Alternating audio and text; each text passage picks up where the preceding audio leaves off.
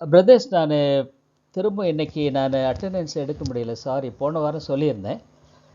ஆனால் என்னன்னா, எனக்கு நீங்கள் ஒரு ஹெல்ப் பண்ணணும். அதாவது நீங்கள் உங்களுடைய பிரதர்ஸ் கேட்குது இல்லைங்களா?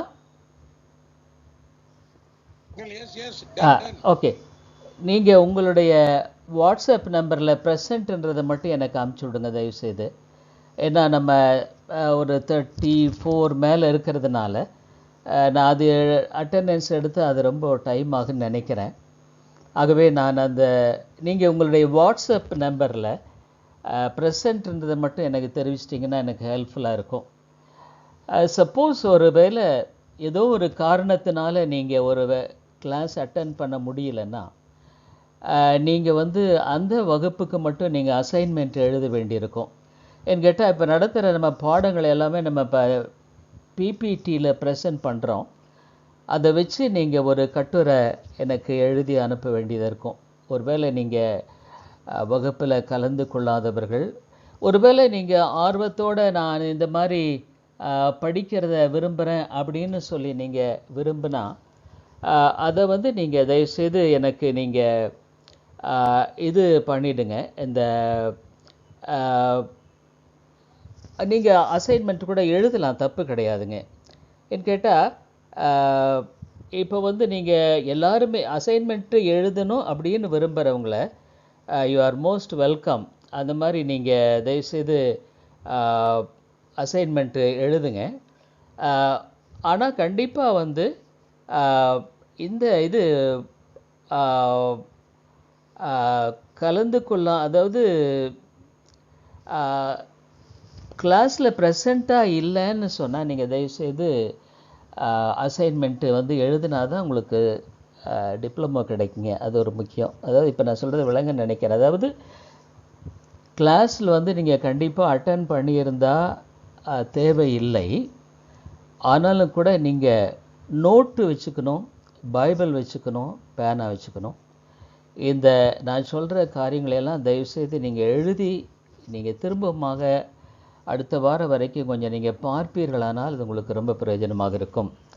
என்று கேட்டால், இது படிப்புக்காக அல்லது டிப்ளமாவுக்காக அல்ல, ஆண்டவருடைய காரியங்களை கற்றுக்கொள்ளும்படியாக நாம் ஏறெடுக்கிற இந்த பிரயாசம் என்பது நம்முடைய வாழ்க்கையின் மிக முக்கியமான ஒரு காரியம். அதனால் இந்த அட்டன் பண்ணினவங்க assignment is not a compulsory. ஆனால் ஒருவேளை அட்டன் பண்ணாத ஏதோ ஒரு சூழ்நிலை அட்டன் பண்ணலைன்னா நீங்கள் அவங்க எனக்கு அசைன்மெண்ட்டு, அதாவது நான் எழுதியிருக்கிறத வச்சு ஒரு கட்டுரை நீங்கள் தயவுசெய்து எனக்கு எழுது. ரொம்ப சிம்பிள் தான், ரொம்ப கஷ்டம் இருக்காது. அதனால் அதை நீங்கள் தயவுசெய்து பண்ணுவீர்களானால் உதவியாக இருக்கும். அதனால் நான் அட்டெண்டன்ஸ் எடுக்கிறத நான் தவிர்க்கலான்னு யோசிக்கிறேன். நீங்களே ப்ரெசண்ட்டுங்கிறத மட்டும் நீங்கள் தயவுசெய்து எனக்கு இது பண்ணிட்டீங்கன்னா பிரயோஜனமாக இருக்கும். இப்போ நம்ம இது நம்முடைய டிப்ளமோ இன் தியாலஜி இந்த கோர்ஸு. இந்த கோர்ஸில் நீங்கள் பார்த்தீங்கன்னா ஒரு முக்கியமான காரியம், இந்த கோர்ஸ் மட்டுமில்லை, வாழ்க்கைக்கே முக்கியமான ஒரு காரியத்தை தான் நம்ம இன்றைக்கி பார்க்க போகிறோம். இந்த கோர்ஸுன்றது மட்டுமல்ல, கிறிஸ்தவ வாழ்க்கையில் இன்னைக்கு நம்ம படிக்கிற பாடம், இது ஒரு first part of the lesson. இதை சரியாய் விளங்கி கொள்ளாமல் இருந்தால் நிச்சயமாக நம்முடைய ஆவிக்குரிய வாழ்க்கையில் நாம் வெற்றியாய் வாழ்வதென்பது கூடாத காரியம். இன்றைக்கி அநேகருடைய ஆவிக்குரிய வாழ்க்கையில் நீங்கள் பார்த்தீங்கன்னா ஒரு வெற்றியான ஆவிக்குரிய வாழ்க்கை இல்லைங்க. பல தோல்விகள், பல சோர்வுகள், தளர்வுகள், பலவிதமான கேள்விகள், இவ்விதமான காரியங்களை நம்ம பார்க்குறோம். நம்ம படிக்கிறது ஏதோ டிப்ளமாவுக்காக அல்ல, இட்ஸ் எ ப்ராக்டிக்கல் தியாலஜி. அதாவது நடைமுறை வாழ்க்கையில் நாம் நம்முடைய ஆவிக்குரிய வாழ்க்கையில் வெற்றியோடு வாழ்வதற்கு உரிய அருமையான காரியங்கள். போன வாரம் நம்ம பார்த்தோம், என்னென்ன தலைப்புகளில் நம்ம பார்க்க போகிறோம். அந்த தலைப்புகளை கிரமமாக நான் கொண்டு போவதுன்றதை விட அவைகளை அப்படியே நான் ஒன்று இன்டர்மிங்கிள்டாக நான் கொண்டு போகும்படியாக இருக்கிறேன். அப்பொழுது அது உங்களுக்கு மிகவும் அதிகமாக பிரயோஜனமாக இருக்கும். எந்த காரியத்தை நீங்கள் தயவுசெய்து விளங்கிக் கொள்வது மிக அவசியமான ஒன்றாக இருக்கிறது. இந்த காரியமானது இந்த வேதத்தில் அடிப்படையான ஒரு உண்மை. இது இது அடிப்படையான ஒரு உண்மை என்பதை குறித்து நான் பார்க்க போகிறோம். அதாவது முதலாவது இதில் 2 காரியங்கள் இருக்குது. அதாவது தேவன் சர்வ ஏகாதிபத்தியம் உள்ளவர், 100% அவர் சர்வ ஏகாதிபத்தியம் உள்ளவர். மனிதன் அவனுடைய உத்தரவாதத்தில் 100% அவன் உத்தரவாதம் உள்ளவன். இதை 2யுமே வேதம் போதிக்கிறது. இன்றைக்கி கிறிஸ்தவத்தில் இருக்கிற ஒரு பெரிய பிரச்சனை என்னன்னு சொன்னீங்கன்னா, இந்த 2 காரியத்தில் ஒரு சிலர் இந்த தேவனின் சர்வ ஏகாதிபத்தியத்தை அதிகமாய் முக்கியப்படுத்துவார்கள். மனிதனுடைய உத்தரவாதத்தை, அதாவது தான் ஒரு ஆவிக்குரிய வாழ்க்கை வாழுவதற்குரிய பொறுப்புள்ளவனாய் வாழுவதை வேதம் தெளிவாக சொல்லுகிறது. வேதம் என்ன சொல்லுகிறதுனா, நம்முடைய ரட்சிப்பை குறித்து work out your salvation with fear and trembling. ரட்சிப்பு நிறையற பயத்தோடு நடுக்கத்தோடு பிரயாசப்படுங்க. அவை கிறிஸ்தவ வாழ்க்கை என்பது 2மே இணைந்தது.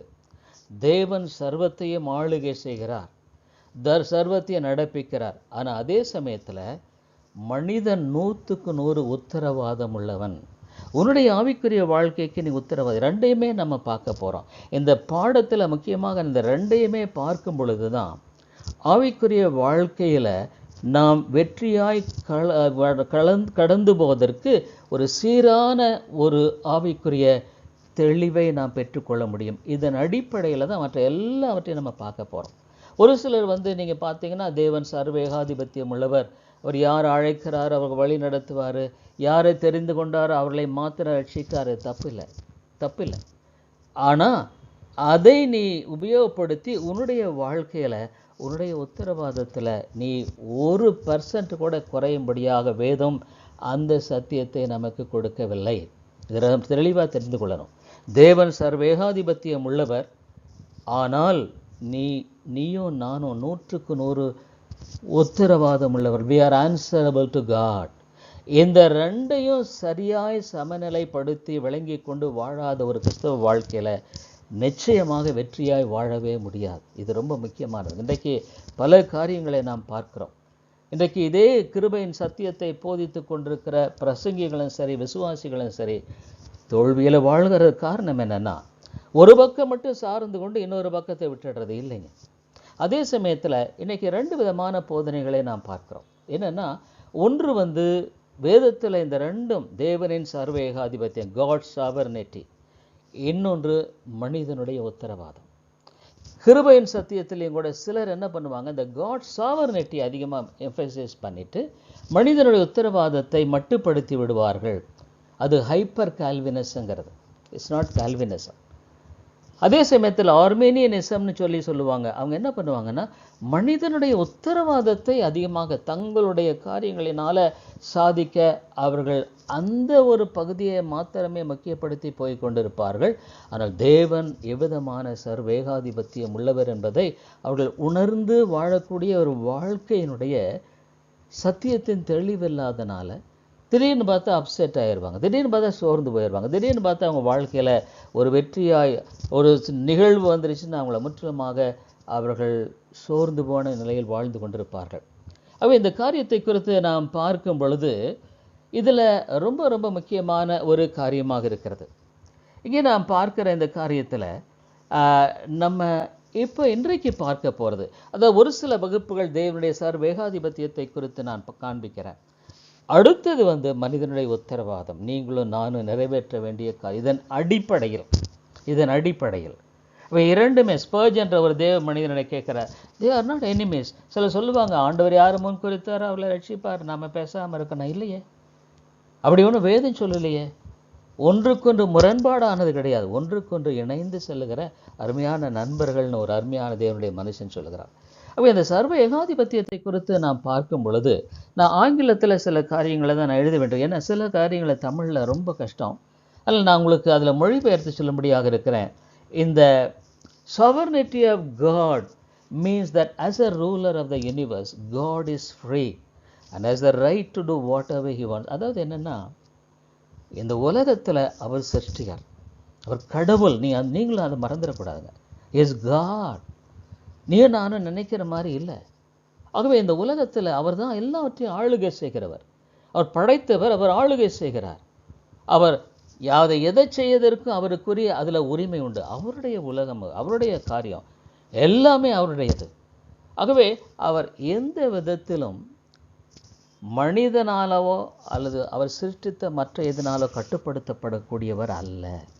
Is free, is not bound. அதனால் தேவன் என்று சொல்லும் பொழுது ஒரு காரியம் நமக்குள்ள, இஸ் காட், அவர் தேவன். இந்த ஒரு ஆழமான, இன்னைக்கு நிறைய இடங்களில் தெய்வ பக்தி இல்லை. வேதம் சொல்லுது பரிசுத்த தெய்வ பயம் இல்லை. பயம் இல்லாத ஒரு காலம். மனிதர்கள் என்ன பண்ணுறாங்கன்னா, தாங்கள் விரும்புகிறபடியாக வாழுகிற ஒரு வாழ்க்கையை கொண்டிருக்காங்க. இன்னைக்கு நீங்கள் ஆராதனை என்று சொல்லும் பொழுது வேதம் என்ன சொல்லுது? உதாரணமாக பரிசுத்த பய அலங்காரத்தோடு ஆராதிக்கிறது என்பது worshiping the Lord in the spirit and truth, சத்தியத்திலும் ஆவியிலும் பரிசுத்த அலங்காரத்தோட தொழுது கொள்ளுகிற ஒரு காரியம். தேவன் இந்த வார்த்தையை கொடுத்தவர் தன்னை எப்படி ஆராதிக்க வேண்டும் என்பதை குறித்து சொல்லியிருக்கிறார். அதே சமயத்தில் நீங்கள் கொலோசியரில் பார்த்தீங்கன்னா சுய இஷ்ட ஆராதனை, அதாவது தாங்கள் மனுஷ விரும்புகிறபடியாக ஆராதிக்கிறார்கள். வேதம் சொல்லுகிற இவர் ஹிஸ் காட், அவர் தேவனுடைய வார்த்தையில் நமக்கு என்னென்ன கொடுத்துருக்காரோ அதன்படி தான் நடக்கணும். ஒரு டாக்டர் இடத்துல போனால் அவர் ஒரு வியாதி, அந்த வியாதிக்குரிய ஒரு சர்க்கரை வியாதி, அவர் சொல்கிறார் இந்த மாத்திரையை சாப்பாட்டுக்கு முன்னே சாப்பிடணும், இந்த மாத்திரை சாப்பாட்டுக்கு பின்ன சாப்பிடணும், இதெல்லாம் ஒழுங்கும் கிரமாச்சு. ஏன்? லோ சுகர் வந்துடும் உன்னுடைய வாழ்க்கையில், நீ திடீர்னு ஆபத்துக்குள்ளே போயிடுவப்பா. ஆகவே நீ அப்படி தான் சாப்பிடணும். டாக்டர் கொடுத்த ப்ரிஸ்கிரிப்ஷன் படி தான் நோயாளி சாப்பிடணும். இல்லை டாக்டர் சொன்னது இருக்கட்டும் அப்படின்னா சில சமயத்தில் லோ சுகர் மரித்தும் போக உண்டு, ஆயத்தம் உண்டு. அதனால் இந்த அண்டர் இஸ் இன் கம்ப்ளீட் கண்ட்ரோல். உலகத்தில் அண்டர் சராசரத்தில் எல்லாவற்றும் நடக்கிறதுல everything has God a control. அதனால் ஆண்டவருடைய சித்தம் இதுதான் த ஃபைனல், மனுஷனுடைய சித்தம் அல்ல. அதை நம்ம பார்க்க போகிறோம். Who is man? மனிதன் என்பவன் யார்? மனிதனுடைய பிரச்சனைக்கு இன்னைக்கு ஏன் காரணம் என்ன? மனிதனுடைய தோல்வி, வியாதிகள், போராட்டங்கள், சஞ்சலங்கள், வருத்தம், ஏன் வேதனைகள், ஏன்? இதெல்லாம் நம்ம பார்க்க போகிறோம்.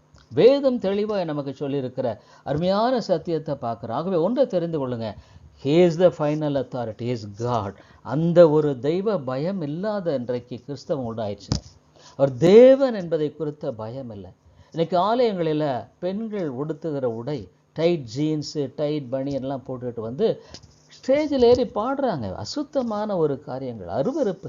தேவன் இதை எப்படி அங்கீகரிப்பார்? போதகர்களுக்கும் கூட அறிவில்லை. அதனால் இது தவறு. ஒரு என்ன சொல்லுது? அவர் எப்படி ஆராதிக்க வேண்டும் என்பதை குறித்து அவர் சொல்கிறார். அவர் சொல்கிறபடி தான் நான் செய்யணுமே ஒழிய, நீங்கள் செய்யணுமே ஒழிய நான் நினைச்சபடி. இது என்ன அப்படின்னா, இது ஆராதனை இல்லை, இது ஆர்ப்பாட்டம். இது ரொம்ப ஆபத்தானது. தேவனுடைய கிருபை, தேவன் நீடிய பொறுமையுள்ளவர். ஆகவே இந்த தேவன் யாருங்கிறதை நாம் அறிந்து கொள்ள வேண்டும். 115வது சங்கீதம் 3வது வசனம். யாராவது நீங்கள் எடுத்தால் உடனே கொஞ்சம் வாசிக்கிறதா இருந்தால் கூட நல்லது தான். யாராவது எடுத்து நீங்கள் வாசிக்கலாம், தப்பில்லை. 115வது சங்கீதம் 3வது வசனத்தில் ஆண்டவருடைய வார்த்தை என்ன சொல்லுகிறது? ஒருவேளை நீங்கள் யாரும் எடுக்காமல் இருந்தால் நான் வாசிக்கிறேன், அல்லது எடுத்தவங்களாக இருந்தாலும் வாசிக்கலாம். ஏன்னா நமக்கு இருக்கிற அந்த நேரத்தை பொறுத்து நாம் இதை பார்க்கிறோம். நம்முடைய தேவன் பரலோகத்தில் இருக்கிறார், தமக்கு சித்தமான யாவையும் செய்கிறார். பார்த்தீங்களா? அவர் God is in heaven. பரலோகத்தில் இருக்கிறார். பரமண்டலங்கு எங்கள் பிதாவே என்று சொல்லி அவரை நாம் அழைக்கிறோம். He is in heaven. அவர் தேவன், தமக்கு சித்தமான whatsoever he hath pleased, அப்படி அவர் செய்கிறவராக இருக்கிறார். அதாவது எனக்கு பிரியமானதல்ல, அவருக்கு பிரியமானது. ஏன்னா அவருக்கு அதிகாரம் உண்டு என் பேரில். அவருக்கு ஐ எம் அ கிரியேஷன், அவரால் சிருஷ்டிக்கப்பட்ட ஒரு நபர் தான். ஆகவே இந்த காரியத்தை நீங்கள் பார்க்கும் பொழுது இந்த தேவன் he is in God, எங்கே இருக்கார், he is abiding there. அதெல்லாம் நம்ம பார்க்க போகிறோம். தேவன் யார்? It's all a reality. நம்ம ஒரு கட்டு கதை அல்ல, ஏதோ பிரமை அல்ல, எதை நினைக்கிறோமோ அதை பார்க்கறது. It's all a reality. இந்த தேவன் எங்கே இருக்கார்? he is in heaven. அவர் தமக்கு சித்தமான யாவையும் இன்றும் செய்து வருகிறார். உன்னுடைய வாழ்க்கையில, என்னுடைய வாழ்க்கையில அவர் தமக்கு சித்தமான, அவர் அதிகாரம் உள்ளவராக அல்ல, அன்புள்ளவராக, இரக்கமுள்ளவராக, தயவுள்ளவராக நம்முடைய வாழ்க்கையை உருவாக்கும்படியாக அவர் நம்முடைய வாழ்க்கையில செய்கிறார். அப்போ வாழ்க்கையில அநேக சமயங்களில் ஏன் எனக்கு கஷ்டம், நிறைய பேர் நினைக்கிறாங்க கஷ்டமில்லாத ஒரு வாழ்க்கை ஆண்டவர் கொடுப்பாரா? வேதம் அப்படி சொல்லலை. பல பாடுகள் துன்பங்களின் வழியாய் நாம் தேவனுடைய ராஜ்யத்தில் பிரவேசிக்கணையே, நான் உபத்திரப்பட்டது நல்லது, அதனால் உமது பிரமாணங்களை கற்றுக்கொள்கிறேன். ஆண்டவரை என்னுடைய வாழ்க்கையில அவரை அறிந்து கொள்ள, அவருடைய இந்த மேலான சாக்கியத்தை பெற்றுக்கொள்ள. இன்னொன்று தெரிந்து கொள்ளுங்க, இந்த உலகத்துல நம்ம செழிப்பா வாழணும்னு ஆண்டவர் நம்ம உருவாக்கல. அதுக்கு கஷ்டப்பட்டு வாழணும்னு நான் சொல்லலை. ஆனா இன்றைக்கு செழிப்புன்னு உபதேசத்தை பார்க்குறோம். ரொம்ப உனக்கு அது கிடைக்கும் இல்லை. உன்னுடைய வாழ்க்கையில் ஆண்டவர் உன்னை பரலோகத்துக்காக ஆயத்தப்படுத்துகிறார், நித்தியத்துக்காக வாழ்க்கை ஆயத்தப்பட. இது பாருங்க, இது ஒரு டம்மிங். இந்த உலகத்தில் இன்னைக்கு அதிகாரம், பலம் எல்லாமே இன்னைக்கு பார்த்தீங்கன்னா ஒரு ஒன்றுமே இல்லாத, ஒன்றுமே இல்லாத ஒரு முட்டை ஓடு போல தான். எவ்வளோ சம்பாதிச்சு என்ன அதான் கடைசியில் ஒரு நாள் அதை வெடித்து போல எல்லாம் முடிஞ்சு விடும். It's all finished. இப்போ பரலோகத்தில் என்னுடைய வாழ்க்கையில் நீ எங்கே போக முடியும்? அருமையானே, ஆகவே தேவன் இவர் மகா உன்னதமானவர், தம்முடைய அருமையான சித்தத்தை அவர் செய்கிறவராக இருக்கிறார். அடுத்த வசனம் டானியல் 4:35. அடுத்து கொஞ்சம் மாறி தயவுசெய்து வாசிக்கும்படியாக கேட்டுக்கொள்கிறேன். வேற யாராவது கொஞ்சம் மாறி வாசிங்க. வாசிக்காதவங்க இல்லாத வாசிக்க, அப்படி மாறி வாசிச்சா இன்னும் கொஞ்சம் நல்லா இருக்குன்னு நான் நினைக்கிறேன். தானியேல் 4:35. இங்கே வேதமானது என்ன சொல்லுகிறதை குறித்து நாம் வாசிப்போம். யாராவது வாசிங்க. அப்படி ஒரு வேளை வாசிக்கலன்னு நான் வாசிப்பேன். பூமியின் குடிகள் எல்லாம் ஒன்றுமில்லை என்று எண்ணப்படுகிறார்கள். அவர் தமது சித்தத்தின்படியே வானத்தின் சேனையையும் பூமியின் குடிகளையும் நடத்துகிறார். அவருடைய கையை தடுத்து அவரை நோக்கி என்ன செய்கிறீர் என்று சொல்லத்தக்கவன் ஒருவனும் இல்லை என்றேன். என்ன செய்கிறீர் என்று சொல்லத்தக்கவன் ஒருவனும் இல்லை. அவ்வளவுதான், முடிஞ்சு போச்சு. பூமியின் குடிகளை we are absolutely nothing. நம்ம என்ன இருக்குதுங்க பாரு. நம்ம இன்னைக்கு மனிதன் மேன்மை பாராட்ட என்ன, we are absolutely nothing, ஒண்ணுமே கிடையாது. ஆகவே இந்த பூமியின் குடிகள் எல்லாம் ஒண்ணுமே இல்லை. ஆண்டுடைய கிருபை ஜீவனோடு இருக்குன்னா தேவனுடைய கிருபை. அவர் தமது சித்தத்தின்படி, அம்மையால அதிகாரத்தோடு அல்ல, அன்போடு, இரக்கத்தோடு, கிருபையோடு, அவருடைய சித்தம் இனிமையானது. தேவனுடைய சித்தத்தை செய்கிறவன் என்றென்றைக்கு நிலைத்திருக்கிறான். ஆகவே அவருடைய சித்தம் என்பது இது ஒரு கடினமான, is not a task master. அவருடைய அன்பையும் கிருபையும் இரக்கத்தையும் விளங்கிட்டா அம்மையா நம்முடைய வாழ்க்கையில இவ்விதமான ஒரு சோர்வும் தளர்வுமானது நம்முடைய வாழ்க்கையில் வர வேண்டிய அவசியமே கிடையாது. தமது சித்தத்தின்படியே வானத்தின் சேனையும், அதாவது whole universe, the sun, the moon and stars, பூமியின் குடிகளையும் உங்களையும் என்னையும் அவர் நடத்தி கொண்டு செல்கிறார். உங்களுடைய உட்கார்தல் எழுதலை அவர் அறிந்திருக்கிறார். உன்னுடைய வாழ்க்கையில சொல் புறமாத இருக்குமென்னு அவர் அறிந்திருக்கிறார். அவர் தெரியாதது ஒன்றுமில்லை. அவர் அருமையாலே நம்முடைய வாழ்க்கையினுடைய அனைத்துமே அவர் அறிந்திருக்கிறார். ஆகவே ஒரு நல்ல ஒரு ஆவிக்குரிய வாழ்க்கையில அவரிடத்துல நம்ம ஒப்பு கொடுத்து வாழ்றோம் பாருங்களேன். துன்பமான இன்பமான அதை போல மகிழ்ச்சியான ஒரு அற்புதமான வாழ்க்கை என்பது கிடையாது. அது மிக உன்னதமான வாழ்க்கை, மேன்மையான ஒரு வாழ்க்கை. ஆகவே இவ்விதமான ஒரு தேவன் தான் அந்த வேதத்துல நாம் பார்த்து வருகிறோம். அடுத்த ஒரு வசனம் ரோமர் 9:20. யாராவது தயவு செய்து வாசிங்க. ரோமருக்கு எழுதின நிருபம் 9வது அதிகாரம் 20வது வசனம். வாசிக்காத வாசிங்கன்னா ரொம்ப நல்லா இருக்கும். யார் வேணாலும் வாசிக்கலாம். அப்படியானால் மனுஷனே தேவனோடு எதிர்த்து தர்க்கிக்கிற நீ யார்? தேவனோடு எதிர்த்து தர்க்கிக்கிற நீ யார்? உருவாக்கப்பட்ட வஸ்து உருவாக்கினவனை நோக்கி நீ என்னை ஏன் இப்படி உண்டாக்கினாய் என்று சொல்லலாமா? நீ என்னை ஏன் இப்படி உண்டாக்கினாய் என்று சொல்லலாமா? அதுமாதிரி ஒண்ணுமே சொல்ல முடியாது. He has got every right on you and me. அவருக்கு அதிகாரம். நம்ம களிமண், நம்மை அருமையாய் உருவாக்குறவராக இருக்கிறார். நிறைய சமயம் நம்ம அந்தரம், நம்ம அந்த குயவன் கையில் இருக்கிறோம். அந்த அருமையான தேவனாகிய அவர் ஒரு குயவனை அவர் குயவனாக இருக்க, நம்ம களிமண் தாங்க. நம்ம ஒன்றுமே சொல்ல முடியாது. வேதம் என்ன சொல்லுகிறது? அவர் சர்வத்தையும் ஆளுகை செய்கிறார், சர்வத்தையும் நடப்பிக்கிறார். இந்த முதலாவது பகுதி, ஒரு பேப்பர் எடுத்துட்டிங்கன்னா இந்த பகுதியை நம்ம சரியாய் விளங்கி கொண்டாதான் அடுத்த பகுதியை நம்முடைய வாழ்க்கையில் சரியாய் நிறைவேற்ற முடியும். இதை சரியாய் விளங்கி கொள்ளாமல் அடுத்த பகுதியை நாம் விளங்கி கொள்ள முடியாது. அது ரொம்ப முக்கியமான ஒரு காரியங்க. இதை நாம் சரியாய் விளங்கிக் கொள்வது மிகுந்த அவசியமான ஒரு காரியமாக இருக்கிறது. இதை விளங்கி கொள்ளாமல் அடுத்த பகுதியை நாம் விளங்கி கொள்ளவே முடியாது. ஆகவே தான் நான் முதலாவது காரியமாக இந்த காரியத்தை உங்கள் மத்தியில் சொல்ல. ஆகவே நாம் கர்த்தருடைய கரத்தில் இருக்கிற ஒரு களிமண், நம்மை தேவன் உருவாக்குகிறார். God shapens. நம்முடைய வாழ்க்கையில் அவர் செயல்படுகிறவராக இருக்கிறார். ஆகவே இந்த காரியத்தை தான், ஆகவே முதலாவது இந்த பகுதியை நான் உங்களுக்கு தெளிவுபடுத்த வேண்டும் என்று சொல்லி தான் இந்த வேதத்தில் பல வசனங்களை உங்களுக்கு மேற்கோள் காட்டி இங்கே இதை விளங்க பண்ண விரும்புகிறேன். எப்படியாக இந்த சத்தியம் உங்கள் இருதயத்தில் போக வேண்டும் என்பது தான் ஆழமான என்னுடைய ஆதாங்கமாக இருக்கிறது. அடுத்தது வேற அதோட வாசிக்கலாம். யோபு 42வது அதிகாரம் 2வது வசனம். யாராவது கூட நீங்கள் வாசிக்கலாம், மாறி மாறி வாசித்தாலும் கொஞ்சம் நல்லது தான் இருக்கும். யோபு 42வது அதிகாரம் 42வது வசனம். தேவரீர் சகலத்தையும் செய்ய வல்லவர், அவரால் கூடாத He is God. அவர் தேவன். I know that thou canst do everything, anything. அதான் மரியாள்கிட்ட சொன்னார், தேவனால் கூடாத காரியம் ஒன்றுமில்லை. Absolutely he is able. அவரால் முடியும், தேவனால் முடியும். அவரால் செய்யக்கூடாதது ஒன்றுமில்லை. அவர் செய்ய நினைத்தது தடைபடாது. அவர் எதை நினைக்கிறாரோ நீங்களும் நானும் தடை பண்ண முடியாது. இந்த காரியத்தை நம்ம சரியாய் விளங்கிக் கொள்வது மிக அவசியம். இப்போ ஜெபம் பண்ணுறோமே, நிச்சயமாக நம்முடைய ஜெபத்தை ஆண்டவர் கேட்கிறன்றார். அவர் திட்டங்களை மாற்றும்படியாகல்ல, அவருடைய நித்திய திட்டத்தில் நம்முடைய ஜெபத்தை இணைத்து அருமையாய் செயல்படுகிறார். அந்த அடுத்த பகுதியை வரும்பொழுது நான் உங்களுக்கு காண்பிக்க போகிறேன். ஆகவே அவர் செய்ய நினைத்தது தடைபட எந்த விதமான வாய்ப்புமே கிடையாது. So from the beginning to the end, இந்த உலகத்தில் அவர் அத்தனையுமே நிறைவேற்றுகிறவர் இஸ் காட். அதை நீங்கள் நினச்சிக்கங்க, அவர் தேவன், இஸ் காட்.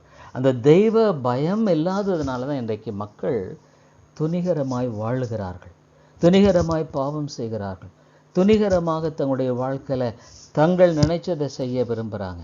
அம்மையாரில் இவர் தேவன். அந்த தெய்வ பயம் இல்லாததுனால தான் இன்றைக்கு கிறிஸ்தவ சமுதாயத்தில் வாழ்க்கையினுடைய உண்மையான சாட்சியாய் மக்கள் வாழ முடிவதில்லை. தேவன் அங்கே இல்லை. கர்த்தர் வீட்டை கட்டாராகில் கட்டுவட பிரயாசம் நீங்கள் என்னதான் செய்ய தலைகீழ இல்லை, தேவன் அங்கே இல்லைன்னா அதனால என்னுடைய வாழ்க்கையில் அப்சல்யூட்லி இட் வில் கிராஷ்ட்.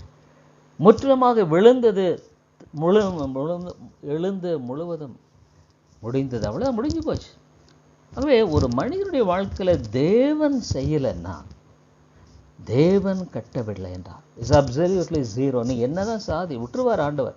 மணல் மேலே நீ கட்டிகிட்டே போயிட்டே இருப்பா, போ போ போ கட்டு, முடியுது, ரைட். ஆனால் ஒரு காரியம் தெரிஞ்சுக்கோ, தேவன் இல்லைன்னா அதை ஆண்டவர் இடித்துடுவார், தகர்த்து போடுவார். உடைய வாழ்க்கையில் தேவன் இல்லைன்னா இவர் யார்? தேவன். அந்த ஒரு ஆழமான காரியத்தை மனசில் பதிஷ்டம்னா நம்ம வாழ்க்கையில் உண்மையாலுமே தேவன் மிகப்பெரிய காரியங்களை செய்வதற்கு நம்மை ஆயத்தப்படுத்துவார். அடுத்து தானியேலின் புத்தகம் 4வது. எனக்கு அந்த பகுதியில் நம்ம படிக்கணுன்றதுனால தான் நான் இந்த வசனத்தை எல்லாம் அப்படியே கொட்டேஷன் மட்டும் போட்டு வச்சுருக்கிறேன். யார் வேணாலும் வாசிங்க ஒரு வேளை. தானியேல் 4வது அதிகாரம் 35வது வசனம். ஒரு வேளை யார் எடுத்தாலும் சரி, படிக்காதுன்றது மட்டுமில்லை, யார் எடுத்தால் கூட தயவுசெய்து நீங்கள் வாசிக்கலாம் ப்ளீஸ். பூமியின் குடிகள் எல்லாம் ஒன்றுமில்லை என்று எண்ணப்படுகிறார்கள்.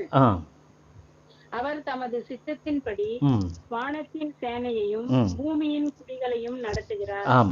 அப்படியே கையை தடுத்து அவரை நோக்கி என்ன செய்கிறீர் என்று சொல்லத்தக்கவன் ஒருவனும் இல்லை என்றேன். பாத்தீங்களா, நம்ம இந்த வசனத்தை பார்த்து இந்த இடத்துல எதுக்காக நான் முக்கியமா எம்பசைஸ் பண்றேன்னா, தமது சித்தத்தின்படியே வானத்தின் சேனையும் பூமியின் குடிகளையும் நடத்துகிறார். He guides.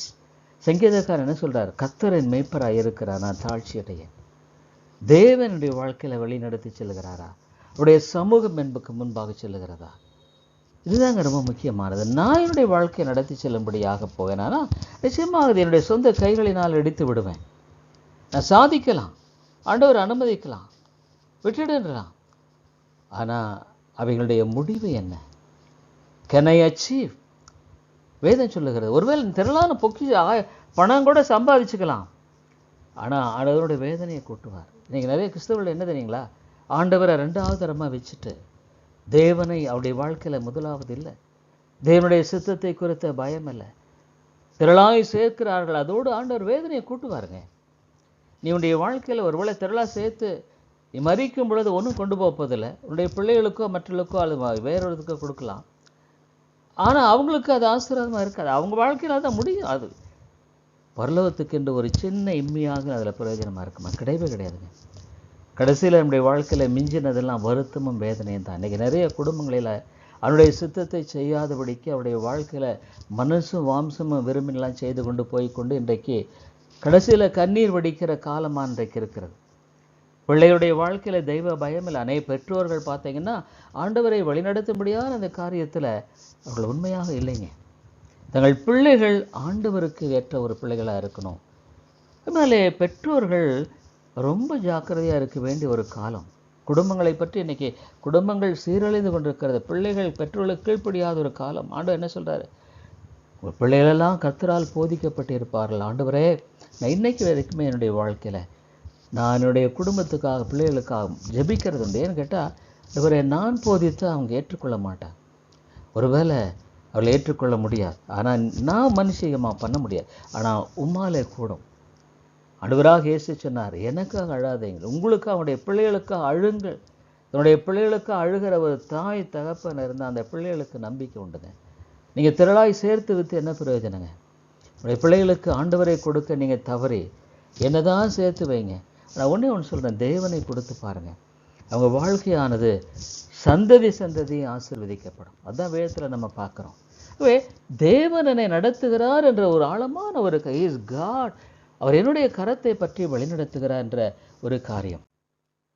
இப்போ நீங்கள் பார்த்தீங்கன்னா ஆண்டவர் இயற்கையின் மேலே எதின் மேலே அவருக்கு ஆளுகை இருக்கிறது. நம்ம அதை பார்க்க போகிறோம். அதாவது எல்லாத்தையும் நம்ம பார்க்குறோம். இன்றைக்கு மனிதன் பேரில் அண்ட சராசரங்கள் இதெல்லாம் குறித்து நாம் பார்க்குறோம். இப்போ நீங்கள் பார்க்கும் பொழுது அவர் எதின் பேரில் ஆளுகை செய்ய ஒரு பிரித்து நான் உங்களுக்கு காண்பித்தார். முதலாவது இயற்கையின் பேரில் அவர் ஆதிக்கம் செலுத்துகிற தன்னுடைய சிருஷ்டிப்பின் மேலே அவர் ஆதிக்கம் செலுத்துகிறவராக இருக்கிறார். இதை நாம் பார்க்கும் பொழுது முதலாவது காரியம் சங்கீதம் 135 6-7 வசனங்களை நான் வாசிப்போம். சங்கீதம் 100 யார் வேணாலும் வாசிக்கலாம். ஒருவேளை நீங்கள் வாசிக்கலைன்னா நான் வாசிக்கிறேன். 135வது சங்கீதம் 6-7 வசனங்களை நான் வாசிக்கலாம். வானத்திலும் பூமியிலும் சமுத்திரங்களிலும் எல்லா ஆழங்களிலும் கர்த்தர் தமக்கு சித்தமானதை எல்லாம் செய்கிறார். கர்த்தர் தமக்கு சித்தமானதை எல்லாம் செய்கிறார். அவர் பூமியின் கடையாந்தரங்களிலிருந்து மேகங்களை எழும்ப பண்ணி மழையுடன் மின்னலையும் உண்டாக்கி காற்றை தமது பண்டகசாலையிலிருந்து புறப்பட பண்ணுகிறார். போதும் சார், தேங்க்யூ. அதாவது காட் ரெயின்ஸ். இன்னைக்கு மனுஷன் இன்னைக்கு சூரியதர்ஷனிலாம் எவ்வளோ மாறி போச்சு பார்க்குறோம். பயங்கர அழிவு. சவுதி அரேபியாலாம் பார்த்தா மழையே இல்லைன்ற காரியங்கள் அங்கே பயங்கரமான அழிவு ஏற்படுவதை பார்க்குறோம். மேலே இந்த தேவன் சகலத்தையும் ஆளுகை செய்கிறவர். வேதம் அதான் சொல்லுது, அவர் மிகப்பெரியவர். அந்த 3வது வசனத்தில் பார்த்தீங்கன்னா தேவன் கர்த்தர் பெரிய 5ல் சொல்லப்பட கர்த்தர் பெரியவர் என்றும் நம்முடைய ஆண்டவர் எல்லா தேவர்களுக்கும் மேலானவர் என்றும் நான் அறிவேன். I know. அதனாலே இந்த சர்வ ஏகாதிபத்தியம் என்கிற சத்தியத்தை என்னுடைய வாழ்க்கையில் நான் அறிந்திருந்தா என் தேவன் எப்படிப்பட்டவர், யார். என்னுடைய நிறைய பேர் என்னென்னா இந்த பிரச்சனை ஒரு பெரிய பிரச்சனையாக நம்ம இல்லை, பவுல் என்ன சொல்றார்? நான் விசுவாசிக்கிறவர் என்னார் என்று அறிவேன். I know whom I believe. நான் ஆண்டவரை நம்புறேன்னா அவர் யாருன்னு எனக்கு தெரியும். நான் விசுவாசிக்கிற ஆண்டவர் யாருன்னு தெரியும். எனக்கு நான் தம்முடைய பிள்ளையாக கொண்டிருக்கிற அந்த ஆண்டவர் யார்? அதனால இந்த தனிப்பட்ட உறவு இருக்கு பார்த்தீங்களா, அதுதான் முக்கியம். அதுதான் பவுல் சொல்றார், விசுவாசிக்கிறவர் என்னார்னு அறிவேன். ஏன்? ஒருவேளை எங்கள் அப்பா பெரிய ஒரு பணக்காராக இருந்தாருன்னா, எனக்கு ஒரு 1,00,000 ரூபாய் பிரச்சனை வந்ததுன்னா, ஐயோ 1,00,000 என்ன பண்ணுவேன்னு நினைப்பேனா? இல்லை, 1,00,000 ஒன்றுமே இல்லையே. ஏன்னா என்னுடைய தகப்பனிடத்தில் கோடிக்கணக்கான பணங்கள் இருக்கு. என்னுடைய தகப்பன் எனக்காக அதை செய்ய ஆயத்தமாக இருக்கிறார். அதுமாதிரிலே நம்முடைய வாழ்க்கையில் இந்த தேவனை அறிந்த ஒரு வாழ்க்கைக்காக தான். ஆகவே தான் இந்த தேவன் யார், நான் விசுவாசிக்கிறவர் யார். அந்த 4ஆம் வசனத்தில் கர்த்தர் யாக்கோபை தமக்காகவும் இஸ்ரவேலை தமக்கு சொந்தமாகவும் தெரிந்து கொண்டார். தமக்காக, அதாவது unto himself. ஒரு தேவனுடைய பிள்ளை உண்மையாலுமே நம்ம பார்க்கும் பொழுது வெளிப்படுத்தின விசேஷத்தில் கிடையாது. நான் போன வாரம் பைபிள் ஸ்டடி எடுத்தேன். அதாவது தேவன் தம்முடைய மக்களுக்காக அவர் செய்கிறதுக்கு அளவே கிடையாது. தன் ஜீவனை கொடுத்தவர் மற்றெல்லாவற்றையும் கூடாது. ஆகவே என்னுடைய வாழ்க்கையில் நான் முதலாவது அறிந்திருக்க வேண்டிய காரியம், யான் விசுவாசிக்கிற இந்த கர்த்தர் யார், எனக்கும் அவருக்கும் உள்ள தொடர்பு என்ன. என்னுடைய வாழ்க்கையில் இது ரொம்ப முக்கியமானது. ஆகவே அவர் இயற்கையின் மேலாக நம்முடைய வாழ்க்கையில் நேடுகிற எல்லாற்று மேலே அதிகாரம் உள்ளவர், ஆளுகை செய்கிறார். இந்த உலகத்தில் எந்த ஒரு அரசாங்கம், எந்த ஒரு காரியமானது இயற்கையை கட்டுப்படுத்த முடியுமா? இந்த சமீப நாட்களில் நம்முடைய தேசங்களில் கண்ட சில பயங்கரமான சூழலை, வெயில் பயங்கரம், மனிதன் தடுமாறதை பார்க்கிறோம், அரசாங்கம் தடுமாறதை பார்க்கிறோம். அதனால தேவன் மிகப்பெரியவர், அவர் என்னுடைய தேவன்.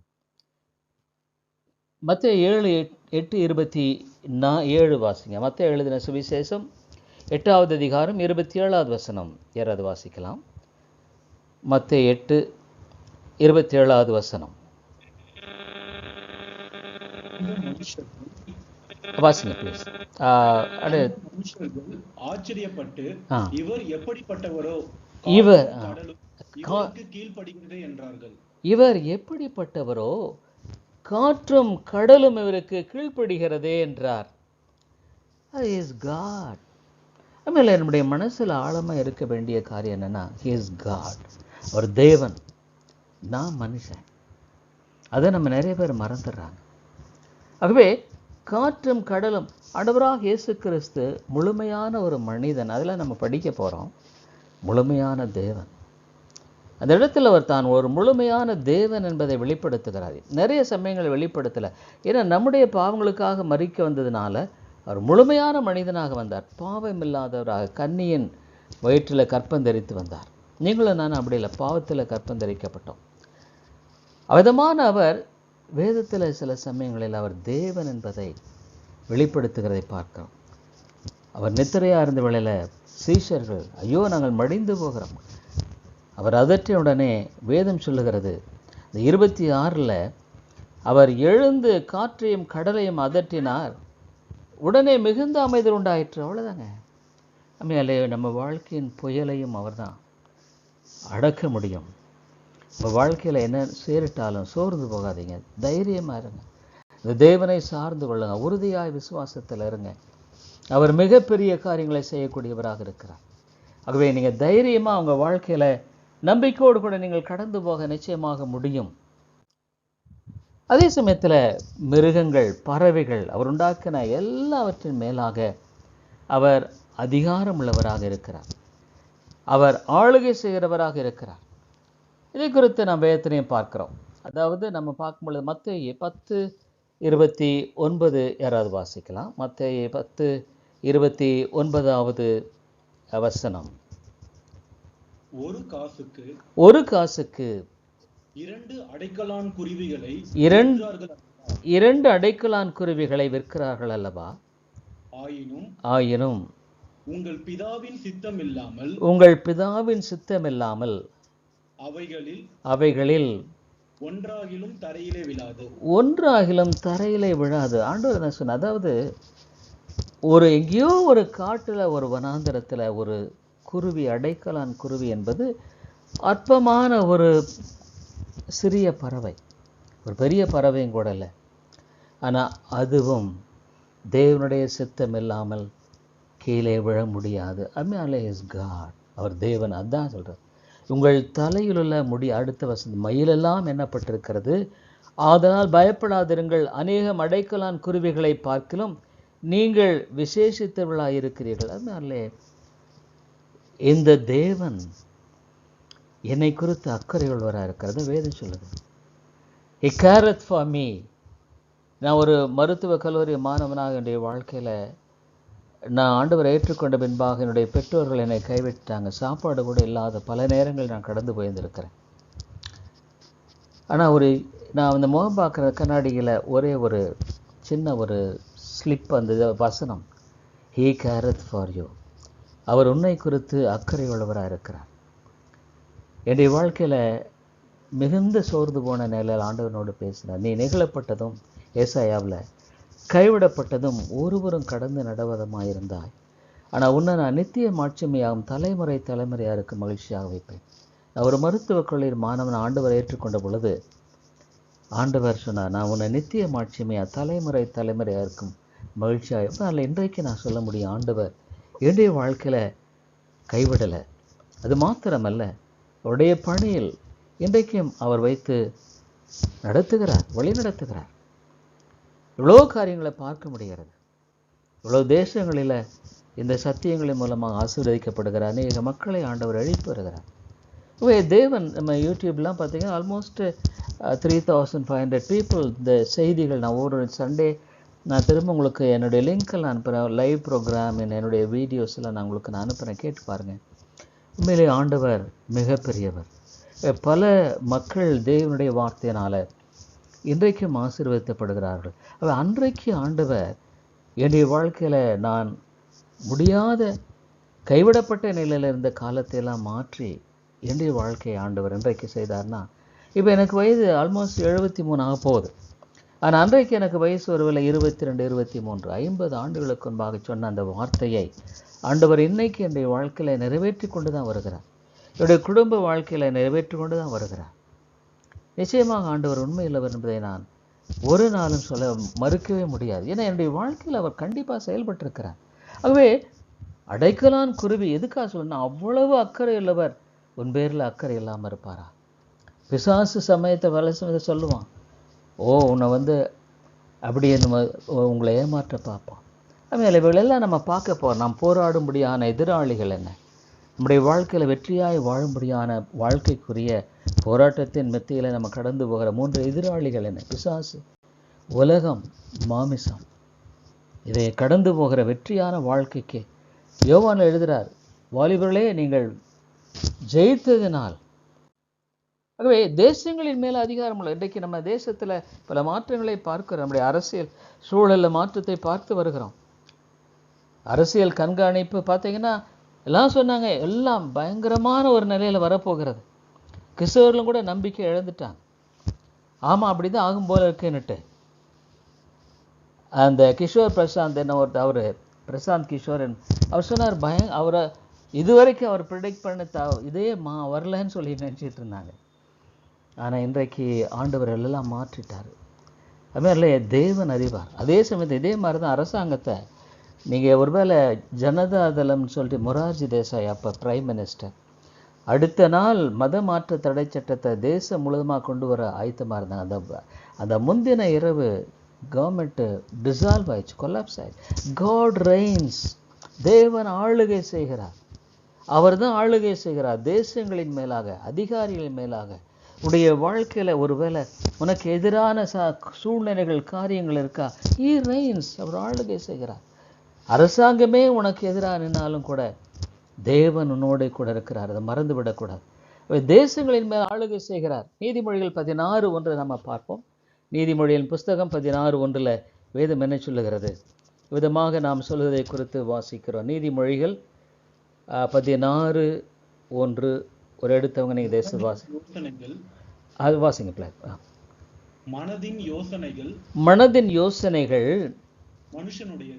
மனுஷனுடையது, நாவின் பிரதியுத்திரம் கர்த்தரால் வரும். கர்த்தரால் வரும். அதாவதுங்க மனுஷன் பல யோசனைகளை, ஆனால் என்னென்னா the answer of the tongue அப்படின்னா அதனுடைய அர்த்தம் என்னென்னா, அதாவது பிரதியுத்தரம் செய்கிறவர் தேவன் தான். He is the one. பரவாயில்ல, மனுஷன் பல யோசனை, ஒருவேளை உங்களுக்கு எதிராக பல யோசனைகள் எழும்பலாம், உங்களை அழிக்கும்படியாக பல காரியங்கள் எழும்பலாம். ஆனால் மனுஷனுடைய காரியம் உங்களுடைய வாழ்க்கையில் அவர் அனுமதிக்காமல் நேரிடுகிறது இல்லை. The answer of the tongue is from the Lord. அப்படின்னா என்னென்னா, the answer is from the Lord. பயப்பட வேண்டிய அவசியம் இல்லை. மனுஷன் எனக்கு என்ன செய்வான்? அதனால தேவன் நம் பட்சத்தில் இருந்தால் நமக்கு விரோதமாக இருப்பவன் யார்? எனக்கு தெரியும், ஒரு சமயத்தில் ஒரு பயங்கரமான ஒரு சூழலுக்குள்ளே நான் போயிருந்தேன். அப்போது என்ன பண்ணுறது எனக்கு தெரியாது. அப்போ ஆண்டவர் தம்முடைய வார்த்தையின் மூலம் ஒரு தடவை அது இப்படிய வசனத்தை எனக்கு ஞாபகப்படுத்தினாரோ, அல்லது வேதத்தை நான் விதமாக படிக்கும்போது, உனக்கு எதிராக உருவாக்கப்படும் எந்த ஆயுதம் வாய்க்காதே போ. அதனால் அதை அப்படியே தவிடுபடியாக்கிட்டார். காட், ஒரு தேவன், நான் நம்புகிற கர்த்தர் தேவன்ங்கிறத நம்ம இருதயத்தில் ஆழமாக உணர்த்தி கொள்வது அவசியம். அடுத்தது நீதிமொழிகள் 16:9 வாசிப்போம். 9வது வசனத்தை வாசிப்போம்.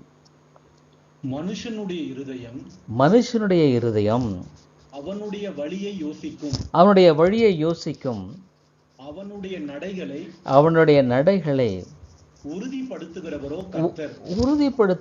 கர்த்தர். என் வாழ்க்கையில் ஒன்றுங்க, என்னுடைய வாலிப பிராயத்தில் ஆண்டவர் கற்றுக் கொடுத்த ஒரு காரியம், எதுவாக இருந்தாலும் சரி, அவருடைய சித்தம் என்ன, என்னுடைய திருமணத்திலும் சரி, என்னுடைய வேலை, கவர்மெண்ட் வேலைக்கு போகிறதா அல்லது ஆண்டவருடைய ஊழியத்தை செய்கிறதா, என்னுடைய அந்த எம்பிபிஎஸ் படிப்பை முடித்த பின்பாக நான் ஜெபித்த, ஆண்டவரே நான் எப்படி அரசாங்கம் போகிறதா அல்லது கர்த்தருடைய ஊழியம்? அப்போ தெளிவாண்டவர்கள், நீங்களோ கர்த்தருடைய ஆசாரியர் எனப்படுவீர்கள். ஏசாயா 51 நாம் பார்க்கும், நீங்கள் கர்த்தருடைய ஆசாரியர் எனப்படுவீர்கள். தேவன் தெளிவாக தம்முடைய வார்த்தையின் மூலமாக வழிநடத்தினார். பல யோசனைகள் வரலாம், நான் இதை செய்யட்டுமா அதை செய்யட்டுமா, வர்றது தப்பு நான் சொல்லலை. ஆனால் தேவனுடைய சித்தம் என்ன? தேவனுடைய சித்தத்தை செய்கிறவன் என்றென்றைக்கு நிலைத்திருப்பான். அவனுடைய நடைகளை God will make it to be firm. உன்னுடைய நடைகளை உறுதிப்படுத்துவார்னா அதில் ஆண்டவர் உன்னை நிலைக்க பண்ணுவார், வழிநடத்துவார். இதுதான் எப்பொழுதுமே நம்முடைய வாழ்க்கையில் எல்லா யோசனைகள் பல வர்றது தப்புன்னு சொல்ல முடியாது. ஆனால் அவைகளை உறுதிப்படுத்துகிற கர்த்தர். ஆண்டவரே, நான் கூட இப்போ கூட என்ன பண்ணணும், ஆண்டவர் அவ்வளோ உம்முடைய சித்தமாக இருக்குமான்னு அது நடக்கட்டும், இல்லைன்னா வேண்டாம், தடை பண்ணி போடும், எடுத்து போடும், வேண்டாம்.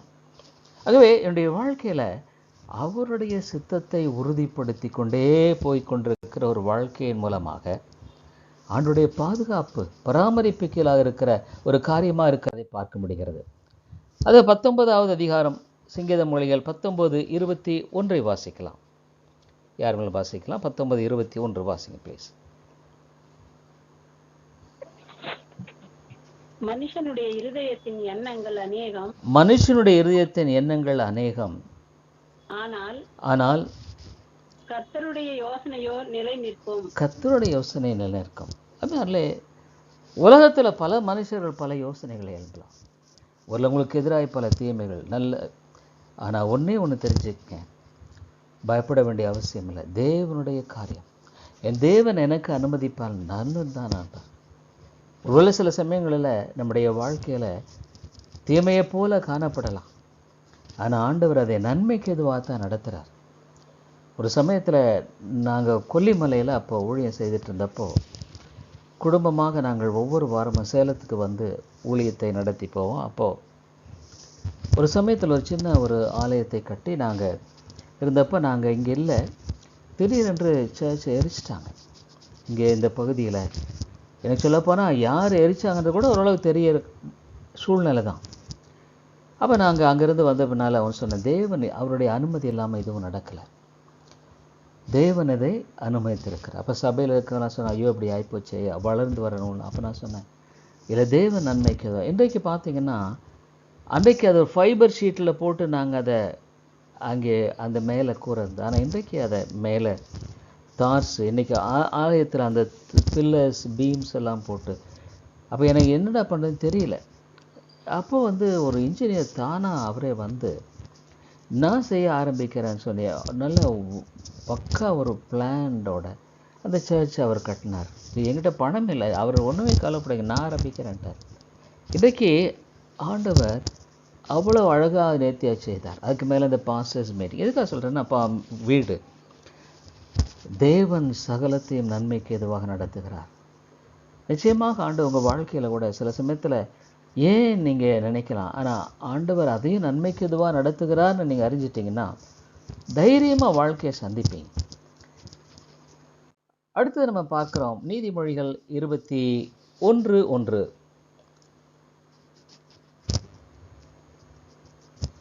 யாரை வாசிக்கலாம்? ராஜாவின் இருதயம் கர்த்தரின் கையில் நீர்க்கால்களைப் போல் இருக்கிறது. அதை தமது சித்தத்தின்படி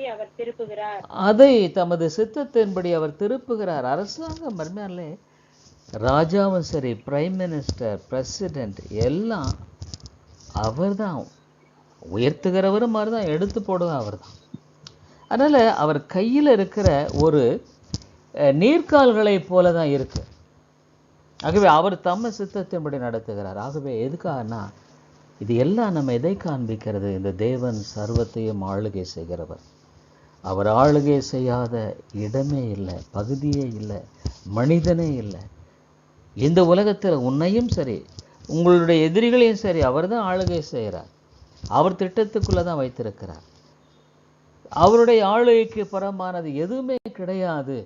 தேவன் சர்வத்தையும் ஆளுகை செய்கிறவராக இருக்கிறார். இதில் ரெண்டு முக்கியமான காரியமாக நான் கொஞ்சம் அந்த ஃபைனலாக சொல்கிற ஒரு காரியத்தை நான் பார்க்கணும். இப்படி ஆண்டவர் இவர்களை ஆளுகை செய்கிறாருன்னு நம்ம சொல்கிறோங்களே, அப்படின்னா ரெண்டு முக்கியமான காரியத்தை இதை நீங்கள் விளங்கிக் கொள்ள வேண்டும். 2 big things to grasp.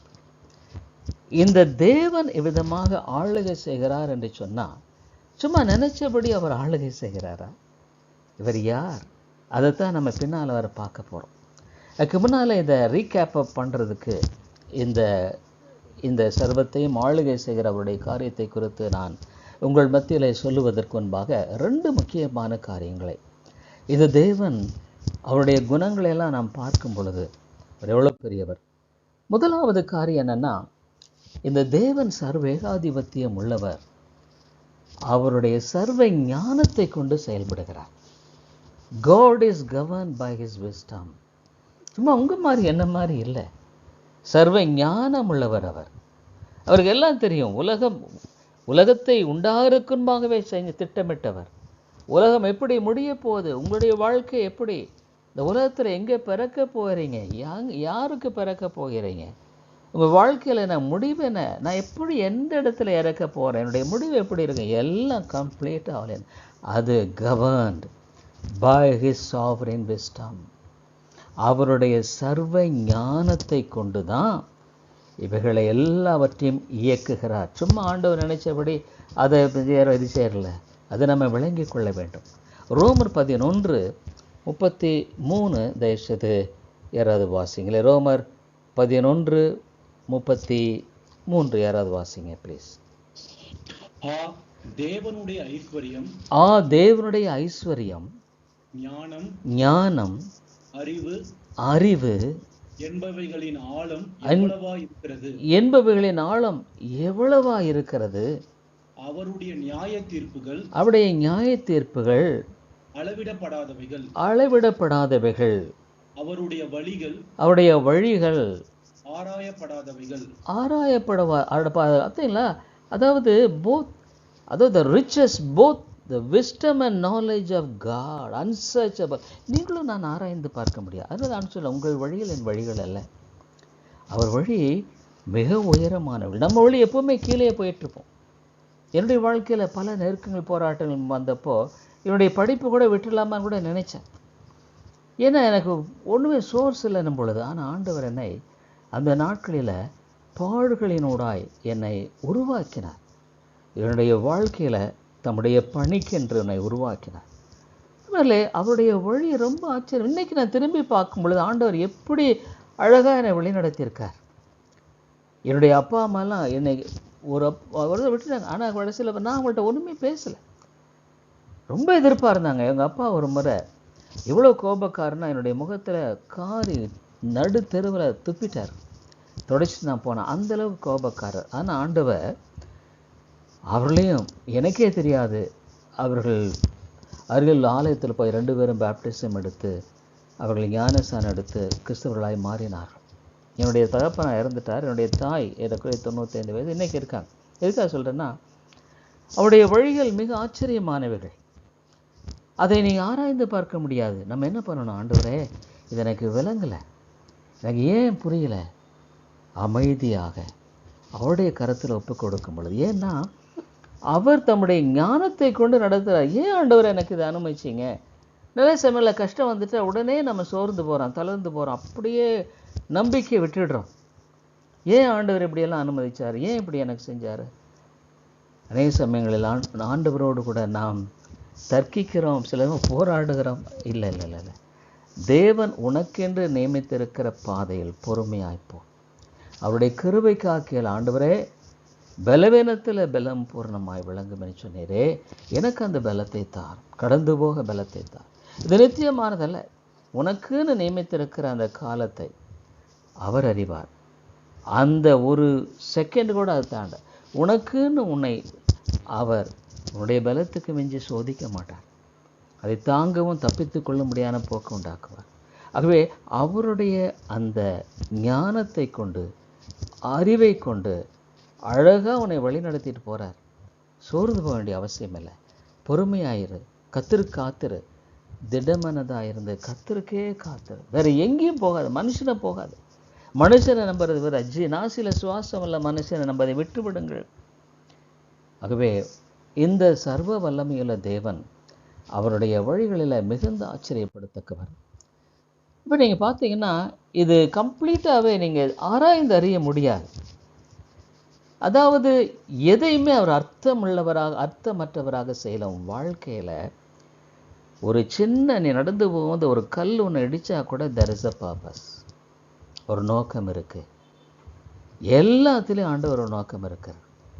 இதுதான் இல்லை, நான் நிறைய சமயங்களில் என்னுடைய வாழ்க்கையில் இதுலேயும் ஒரு நோக்கம் இருக்கத்தான் செய்யுது. God has got a purpose.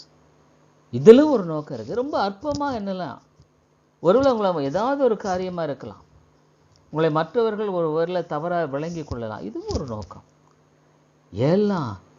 அதனால் நம்ம இந்த தேவன் சர்வ ஏகாதிபத்தியம் உள்ளவர், அந்த ஒரு சத்தியம் மனசில் ஆழமாக இருந்துருச்சுன்னா அல்ல உன்னுடைய ஆவிக்குரிய வாழ்க்கையில் அது மிகப்பெரிய ஒரு பங்களிப்பை கொடுக்கும். இந்த சத்தியத்தை அறியாததுனால தான் மக்கள் குழம்பி போகிறாங்க.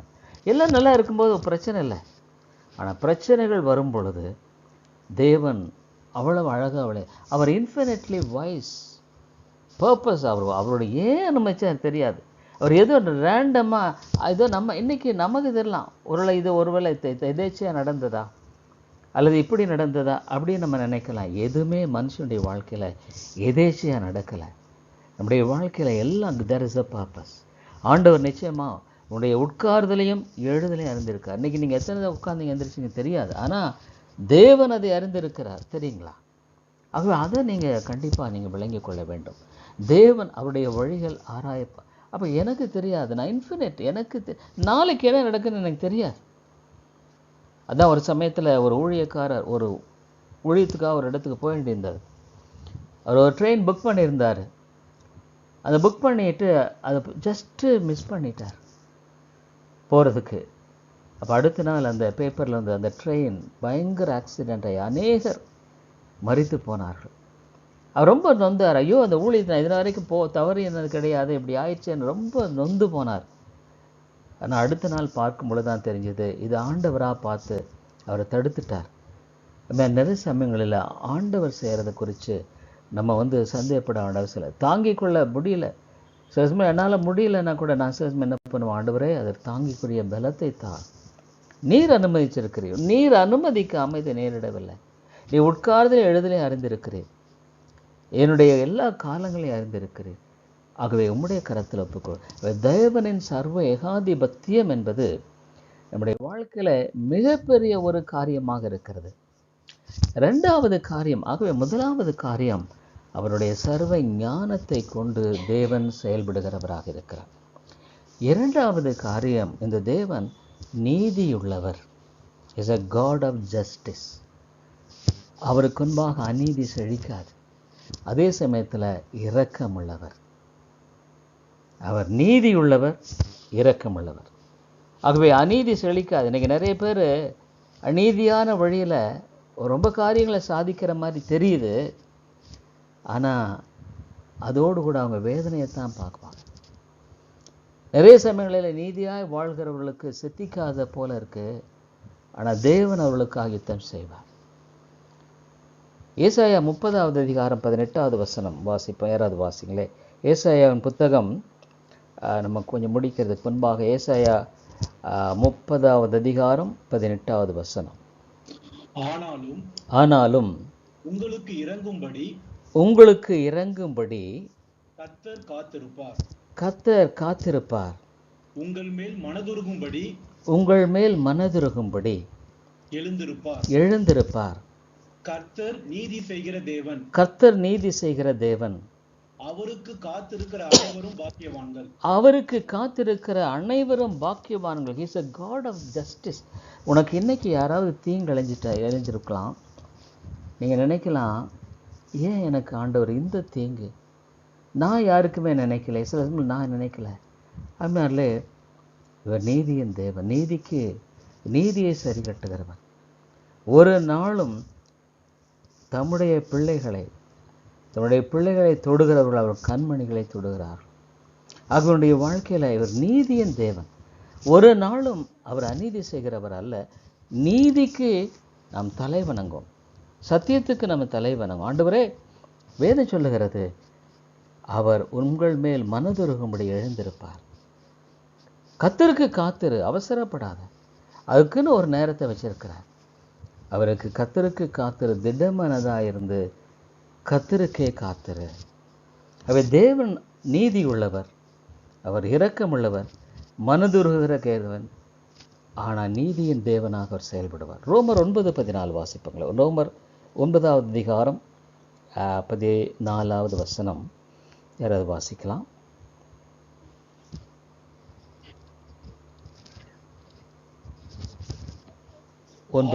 ஆகையால் நாம் என்ன சொல்லுவோம்? தேவனிடத்தில் அநீதி உண்டென்று சொல்லலாமா? சொல்லக்கூடாது. அவர் அநீதியின் தேவன் அல்ல. யாருக்கும் அவர் தீங்கு செய்கிறவர் அல்ல. அநீதியா உலக பிரகாரமா அந்த இது பாருங்க, பரிசுத்த ஆவியான பொதுவான கிருபை, சிறப்பான கிருபைங்கிறத பற்றி பார்க்க. இந்த உலகத்தில் எல்லாருக்கும் ஆண்டவர் நீதி தான் செய்கிறார். இன்னைக்கு பார்த்தீங்கன்னா இந்த உலகத்தில் எவ்வளோ பேருக்கு அவர்களை பொறுத்து ஆட்கொள்ளுகிறார். அக்கிரமக்காரனுடைய வாழ்க்கையில் கூட அவர் பொறுத்து செயல்படுகிறார். அதனால் அவர் நீதி செய்கிற தேவன். அவருடைய ஞானத்தை கொண்டு செயல்படுகிறார், உன்னத அறிவை கொண்டு செயல்படுகிறார். இதில் எல்லாமே காரணம் என்னென்னா, அவரை மகிமைப்படுத்தும்படியாக, அவரை மேன்மைப்படுத்தும்படியாக இந்த காரியத்தை நம்முடைய வாழ்க்கையில் அவர் செய்கிறவராக இருக்கிறார். அவர் அநீதி செய்ய மாட்டார். ஒரு நாளும் நீங்கள் உங்கள் வாழ்க்கை நினைக்கலாம், ஆண்டவர் எனக்கு அநீதி இழைச்சிட்டாரா, மற்றவர்களுக்கெல்லாம் இல்லாத காரியம் ஏன் எனக்கு மட்டும் சொல்ல அநீதி இழைச்சிட்டாரா? இல்லைங்க.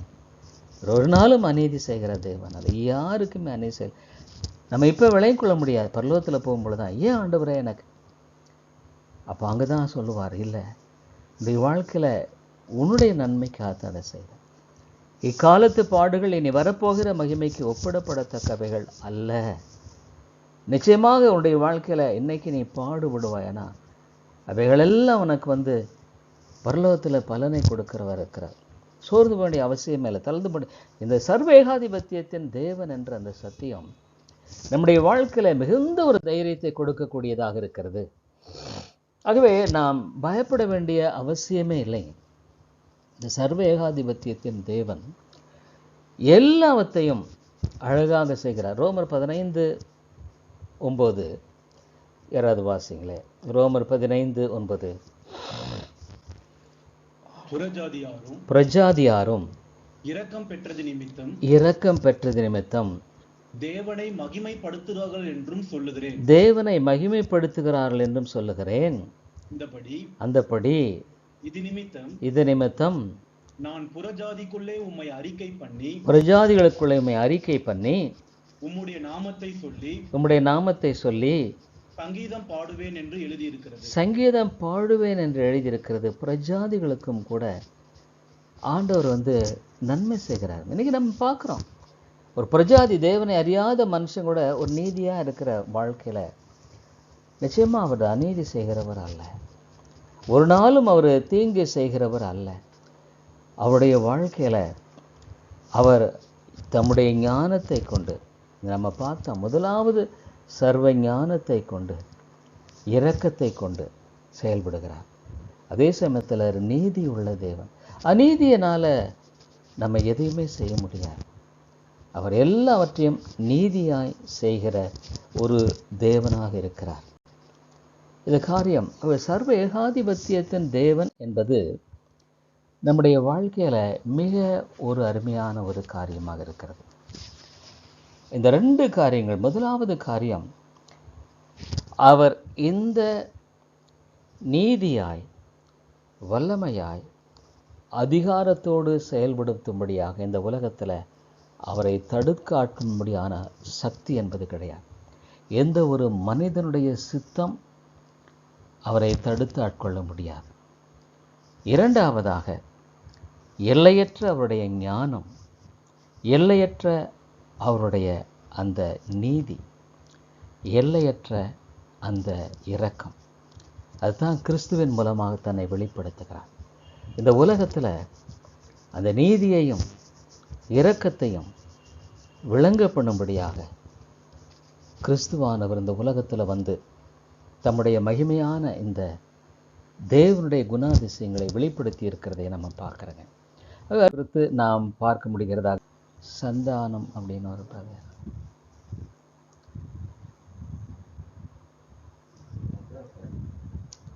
சென்னையில் இருக்காரு.